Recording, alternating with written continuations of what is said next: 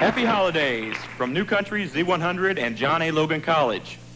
Tonight, the music and theater departments of John A. Logan College present the Radio Christmas Show on Z100. The Radio Christmas Show is brought to you by Pepsi Cola. It hits the spot. Now, your host for the evening, Z100 General Manager Bruce Welker.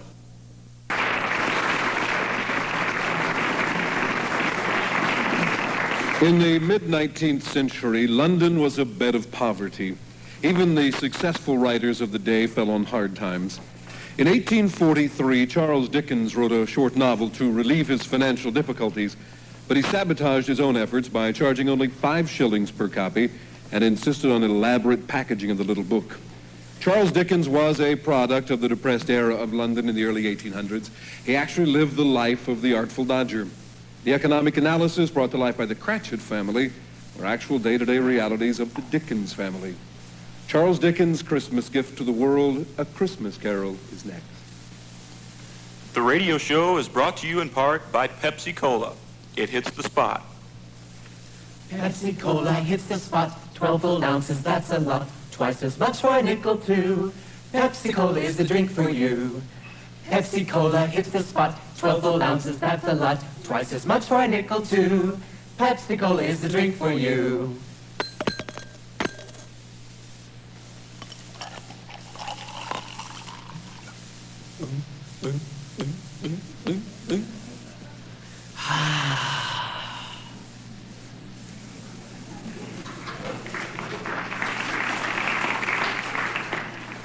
And now, Charles Dickens, A Christmas Carol.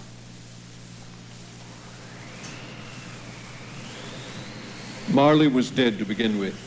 There's no doubt whatever about that. The register of his burial was signed by the clergyman, the clerk, the undertaker, and the chief mourner.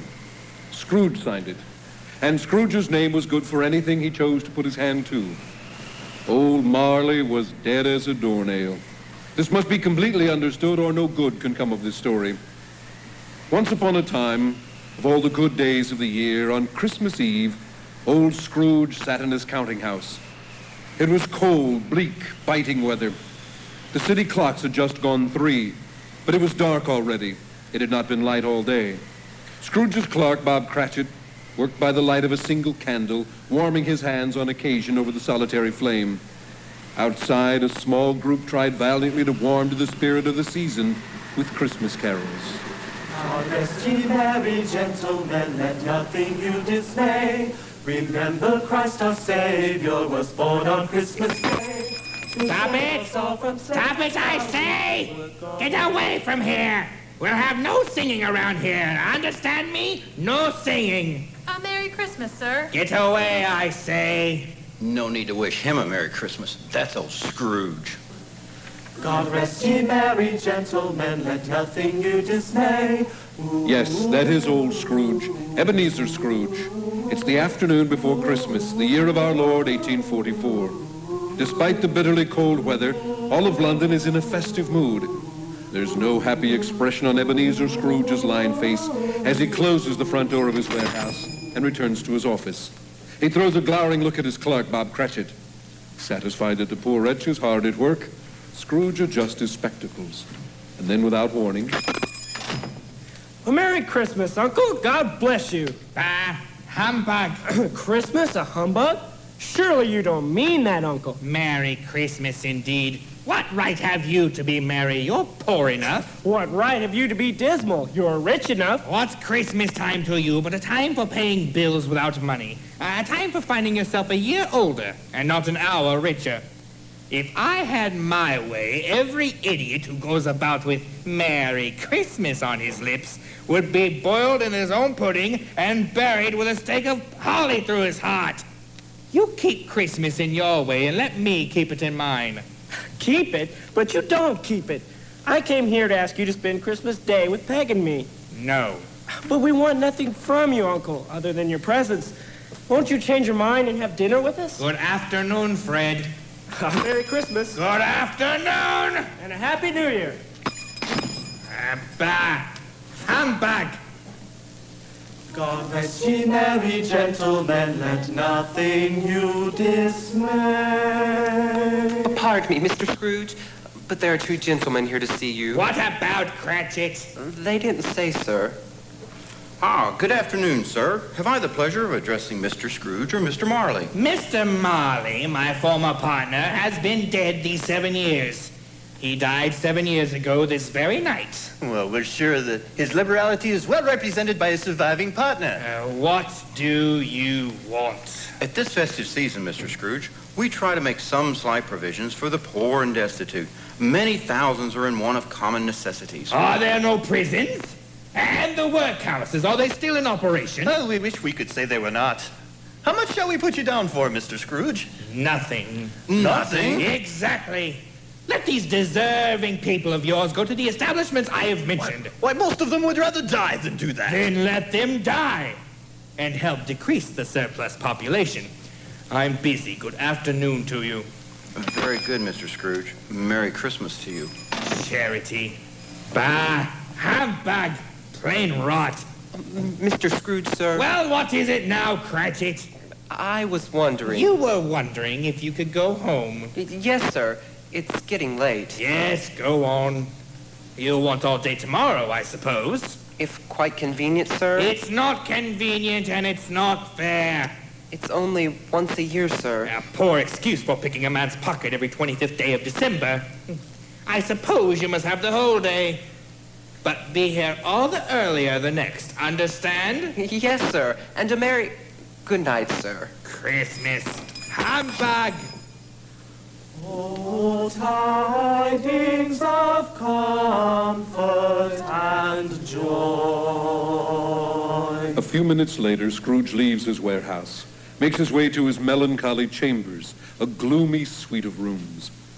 By the light of a flickering candle, he eats his cold supper and retires for the night. The minutes tick away. Scrooge sleeps uneasily, tossing from side to side. Suddenly he awakes with a start. Walking toward him and dragging a heavy chain is a gray, dim figure of a man. It stops at the foot of the bed. Ebenezer Scrooge. Ebenezer Scrooge. Who are you? What do you want with me? Who are you? Ask me who I was. You're... Yes. In life, I was your partner, Jacob Marley. But it cannot be so. You're dead. You don't believe in me? No, you're nothing but an undigested bit of beef, a blot of mustard, a crumb of cheese. You are wrong, Ebenezer Scrooge. I am the ghost of Jacob Marley. Why do you come to me? It is required of every man that the spirit within him should walk abroad amongst his fellow men and travel far and wide. And if that spirit goes not forth in life, it is condemned to do so after death. No, I don't believe it. It is then doomed to wander through the world. Oh. You wear chains, Jacob.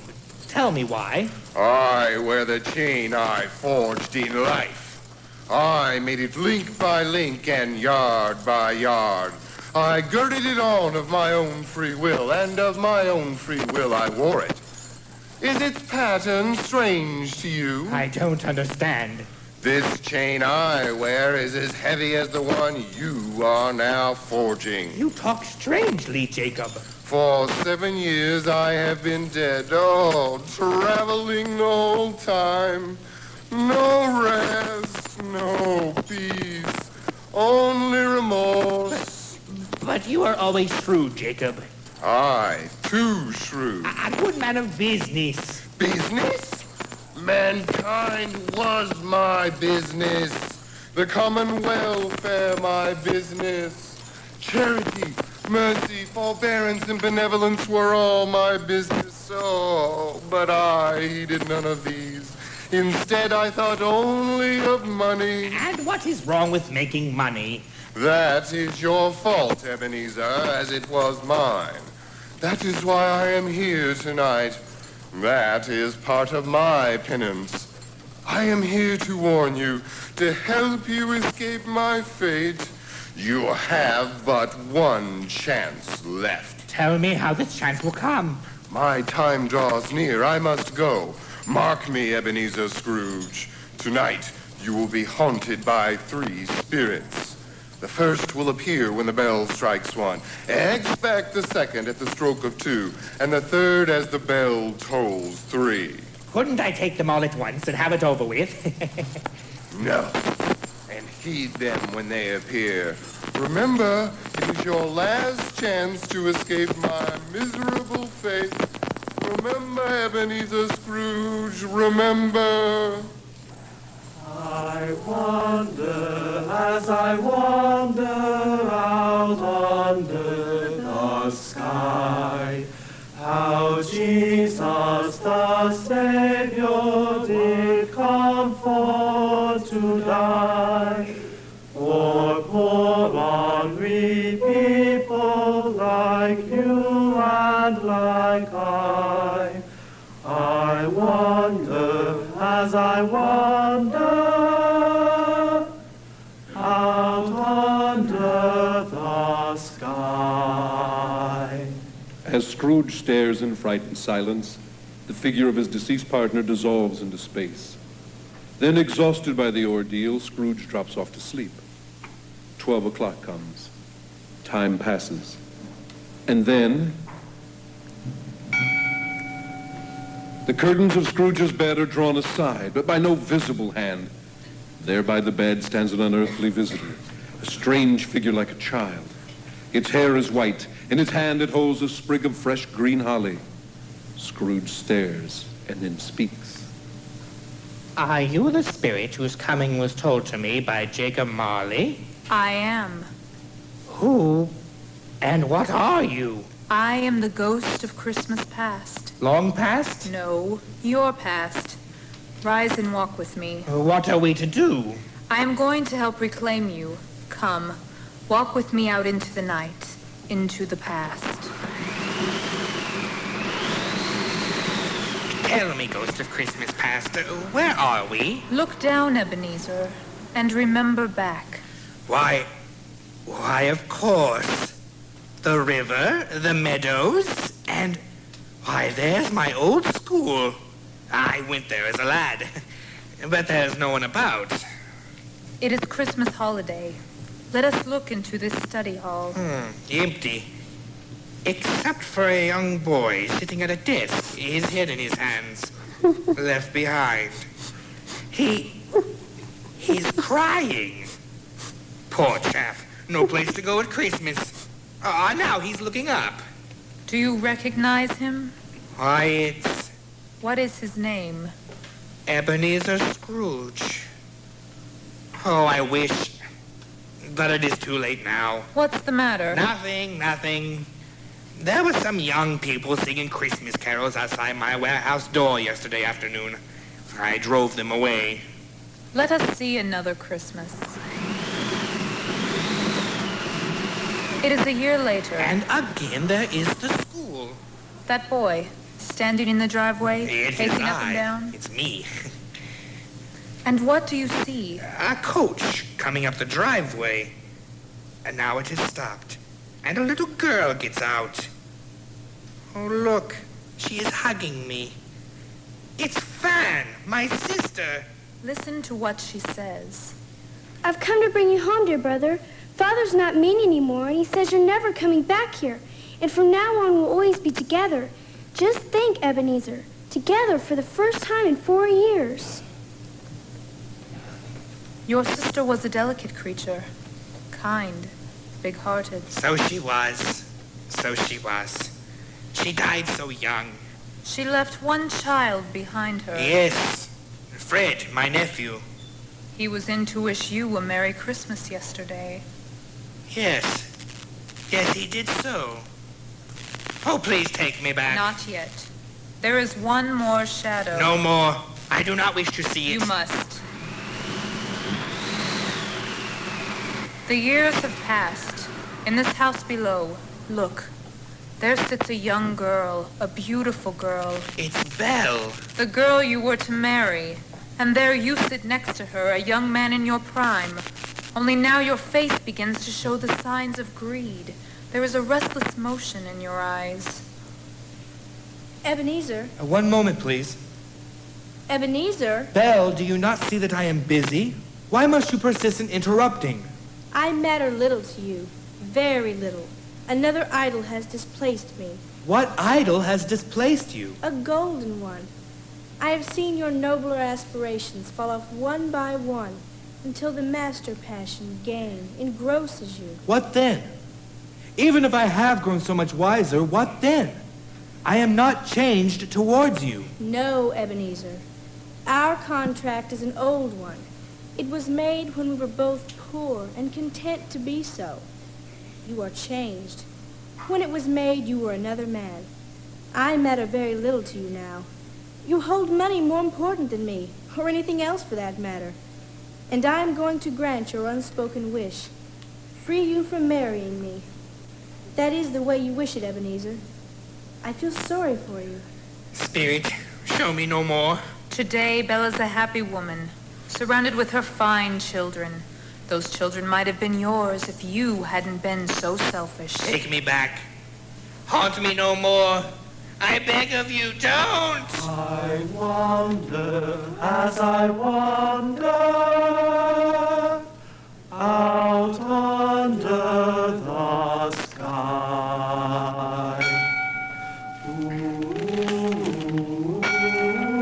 The steeple clock has just finished striking the second hour of Christmas Day. Scrooge finds himself back in his bedroom. Slowly his door, though bolted, swings open. Good morning, Ebenezer. Welcome me. I am the ghost of Christmas present.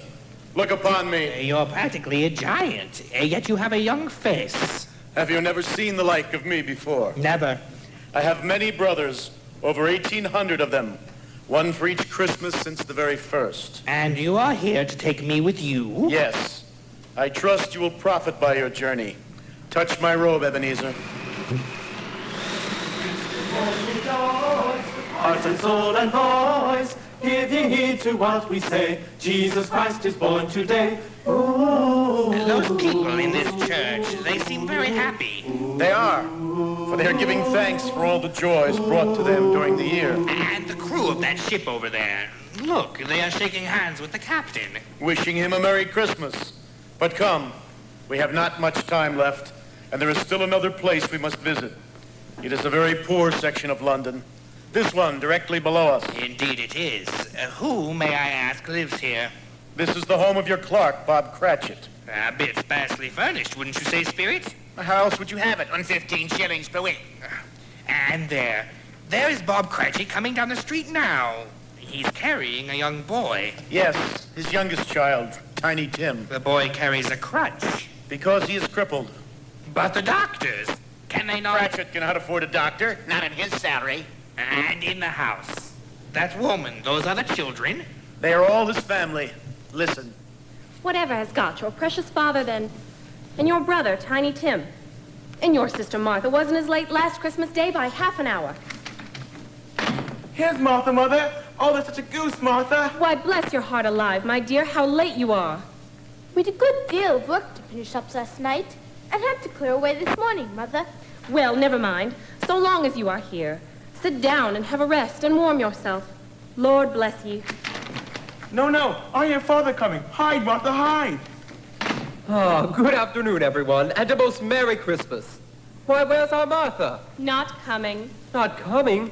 Not coming on Christmas Day? The mistress would not let her come. She had to stay and clean. Surprise! Oh, Father, I'm sorry. It was just a joke. Please forgive us. You're here. We're all at home on Christmas Day. And how did little Tim behave today? As good as gold and better. Somehow he gets thoughtful, though, sitting by himself so much, and thinks the strangest things you've ever heard, like what he just told me coming home. And what were you telling your father on the way home, Tim? That I was glad to be able to go to church, Mother, because I wanted everybody to see that I'm a cripple. Now, that's a peculiar thing to say. No, it isn't, Mother. We were in God's house, and it was God who made the blind able to see and the lame able to walk. And when the people at The church saw me and my crutch. I was hoping they'd say a prayer for me. Well, yes. Yes, dear, I'm certain they must have prayed for you. And one of these days, I'm going to get well. And that'll mean I can throw away this crutch and run and play like the other boys. Can't I, Mother? Can't I, Father? Yes. Yes, you will, Tim, one of these days. And now, Mother, the big question. When will dinner be ready? Oh, it's ready right now. It's just about the finest goose you've ever seen. Martha, you carry it in.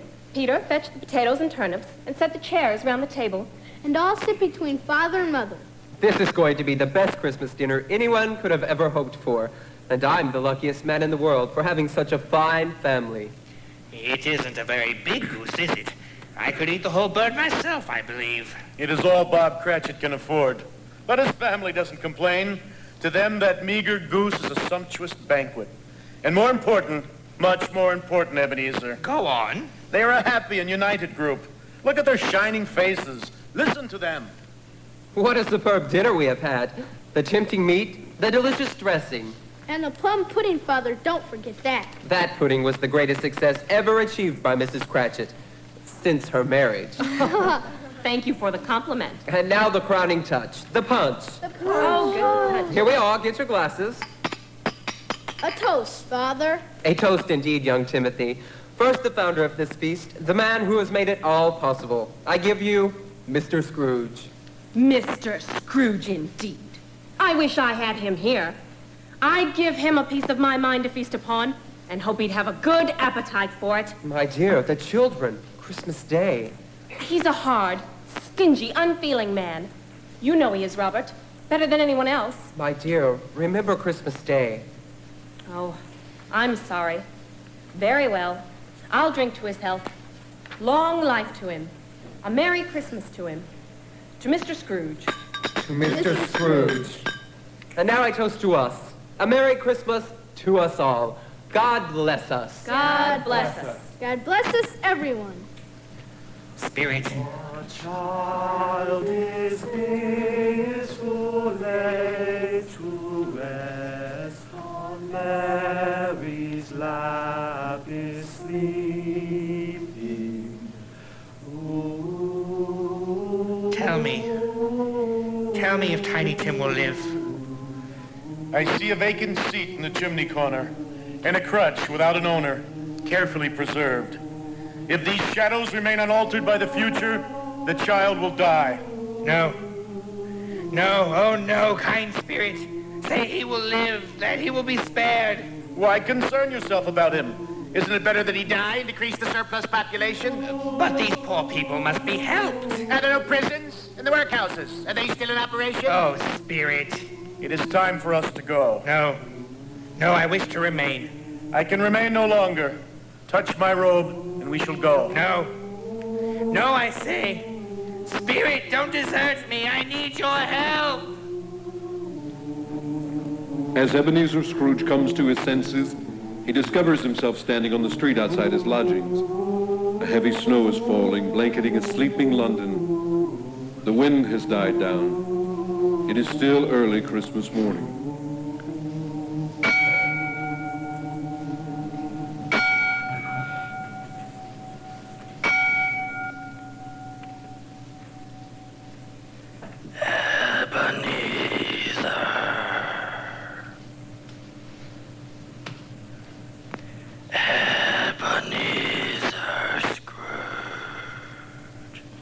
You are the third and last. I am the ghost of Christmas yet to come. You are about to show me the shadows of the things that have not happened, but will happen in the time before us. Is that so, Spirit? Yes, Ebenezer. That is correct. I tremble at going with you. I fear what I am going to see. Come, Ebenezer.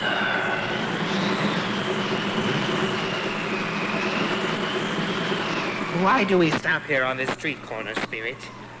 Those two men standing there. Do you know them? Why, yes. I do business with them. Their conversation is interesting.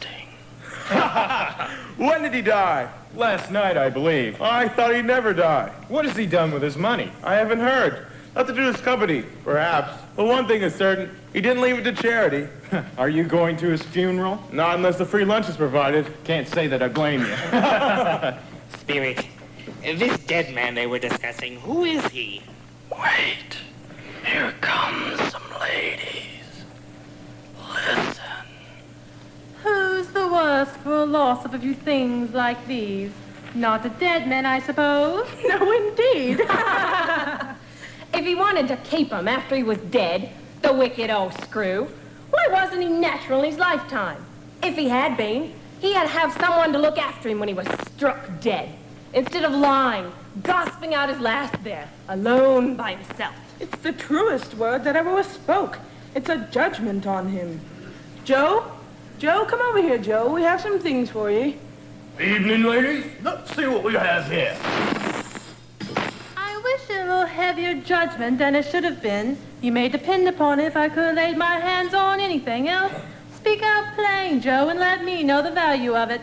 What do you call this? Bed curtains? Ah, bed curtains.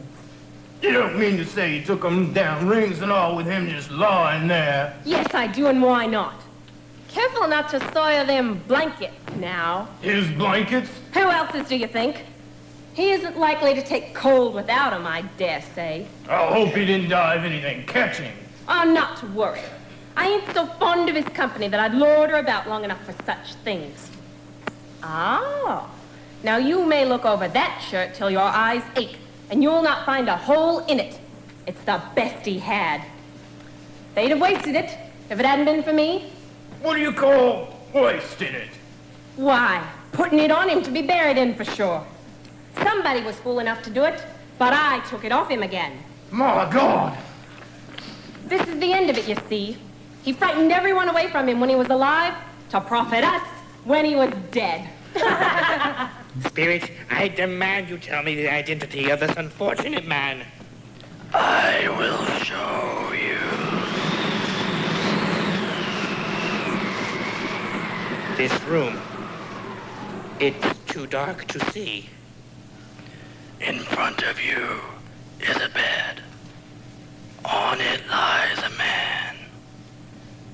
The body of the man those on the street were discussing. And no one has come to claim this body?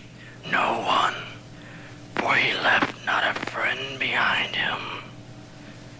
Come closer and look into his face. No. No, Spirit. Look. I would do it if I could, but I haven't the power. Let me see some tenderness connected with the death. If I don't, that lonely body in this dark room will ever haunt me. Yes, I know of such a home. One where there is tenderness connected with death. Over here, on this poor street, and in this dismal house. But this house... Why, yes, I've been here before. Bob Cratchit, my clerk, lives here. There is Mrs. Cratchit and her eldest daughter, Martha. Your eyes, Mother. You'll strain them working in this bad light. Oh, I'll stop for a while. I wouldn't show weak eyes to your father when he comes home. It's time he was here. Past it, rather. But these days, walk slower than you used to, Mother. I've known him to walk with Tiny Tim upon his shoulder, very fast indeed. He was very light to carry, and your father loved him so. There was no trouble. Oh, there's your father now at the door. You're late tonight, Robert. Yes, I'm late. You went there today? Yes. I wish you could have gone with me. It would have done you good to see how green a place it is. I'll see it soon. I promised him I would walk there every Sunday. My poor Tiny Tim. At last he's got rid of his crutch. Yes. At last he did. Our poor Tiny Tim. Tell me, Spirit, why did Tiny Tim have to die? Come. There is still another place to visit. A graveyard. Why do we pause here? That tombstone. Read the name on it. Before I do, answer me one question. Are these the shadows of the things that will be, or are they the shadows of the things that may be? The inscription on the tombstone. It reads, Ebenezer Scrooge. No, spirit. Oh, no. No, hear me. I am not the man I was. I will not be the man I was. I will honor Christmas in my heart. But will you? Oh, yes. I will try to keep it alive all the year. I will live in the past, the present, and the future. I will not shut out the lesson that all three spirits have taught me. Oh, tell me there is hope, that I may wipe away the writing on this stone. Oh, tell me there is hope, that I may wipe away the writing on this stone.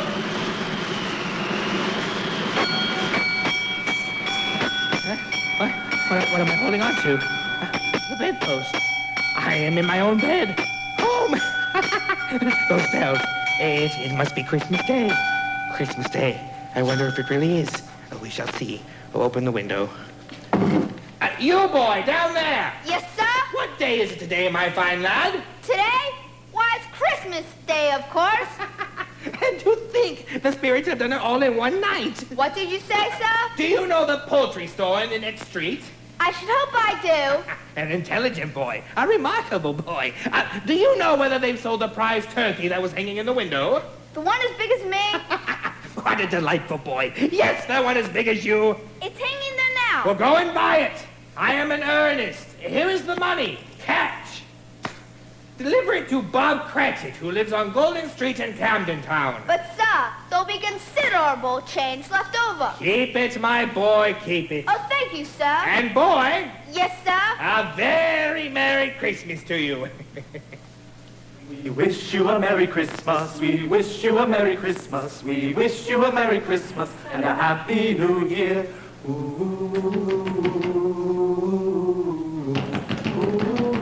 What is it? Merry Christmas, Fred! Why, bless my soul! Yes, yes, it is I, your Uncle Scrooge. I've come for dinner. Now let me in. I have a present for your good wife. And from now on, I'm going to be one of your most persistent guests.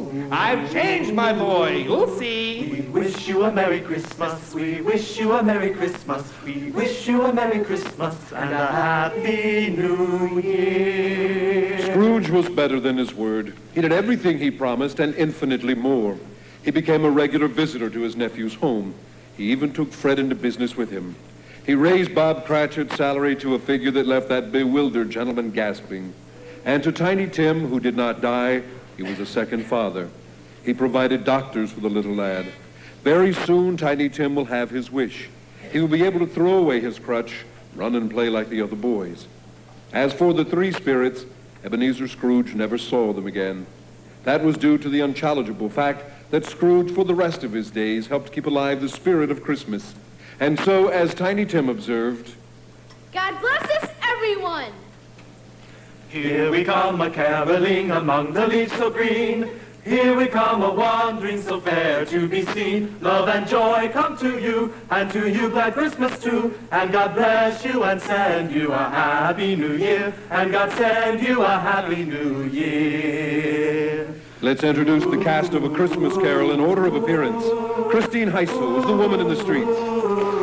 Richard Ridgway, the man in the street. Travis Aiken is Fred. Nathan Arnett as Bob Cratchit. Jim Hensley is one of the gentlemen. Tom Olaboni played Jacob Marley. Marie Graziano as the Ghost of Christmas Past. Krista Atkinson as the Little Fan. Angie Barnes as Belle.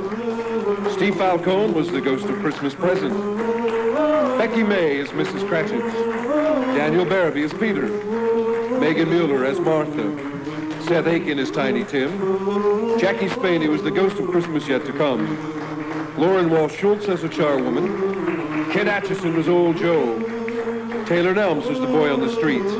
David Eaton on sound effects, and Ryan Patrick as Ebenezer Scrooge.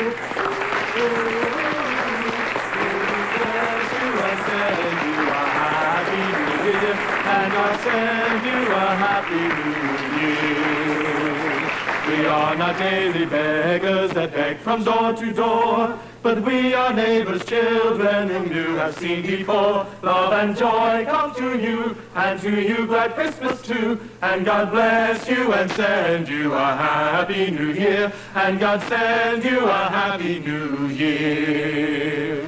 God bless the master of the house, likewise my mistress too, and all the little children that round the table go. Love and joy come to you, and to you glad Christmas too. And God bless you and send you a happy new year. And God send you a happy new year. You're listening to the Radio Christmas Show on WOOZ FM, Harrisburg, Marion, Carbondale.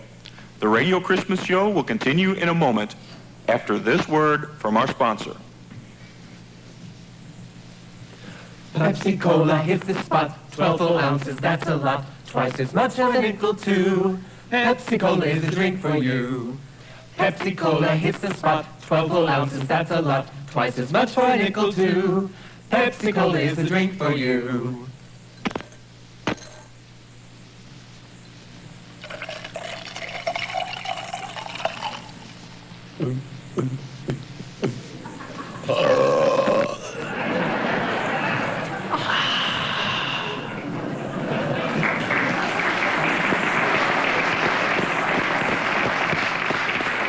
The Radio Christmas Show is brought to you by Pepsi Cola. It hits the spot.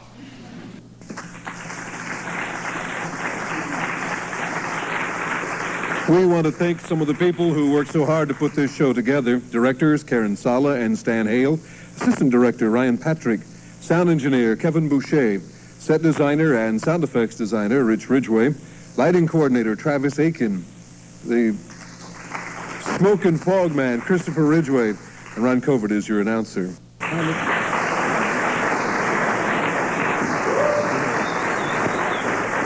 After the show, enjoy Pepsi and cookies in the lobby, thanks to Max and Marion and Sam's Club for the donation of cookies and for Pepsi Cola.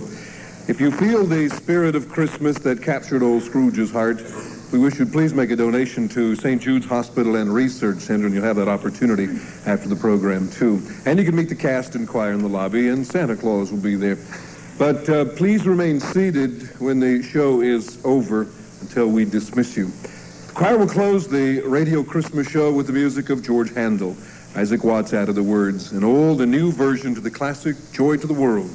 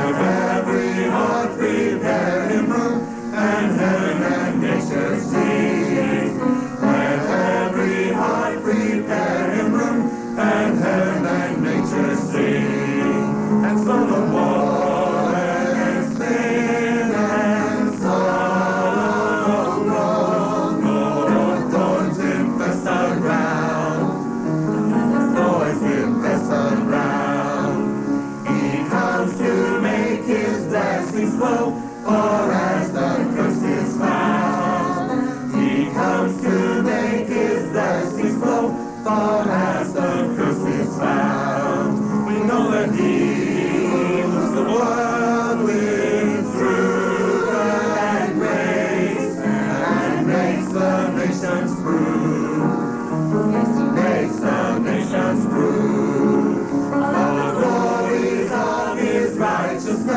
and wonders of his love, the glories of his righteousness and wonders of his love. But there be joy to the world, the Lord is come. Let earth receive her King. Oh, let earth receive her King.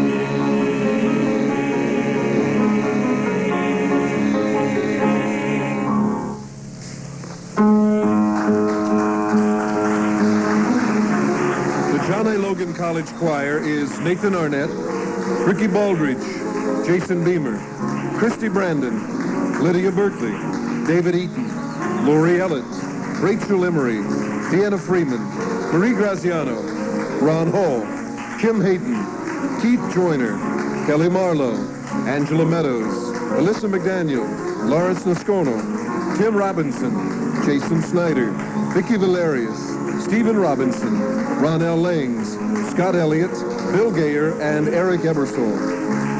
The Radio Christmas Show on New Country Z100 with the John A. Logan College Theater and Music Department, brought to you by Pepsi-Cola. Thank you for joining us. And from everyone at John A. Logan College and New Country Z100, have a happy holiday season. And as Tiny Tim says, God bless us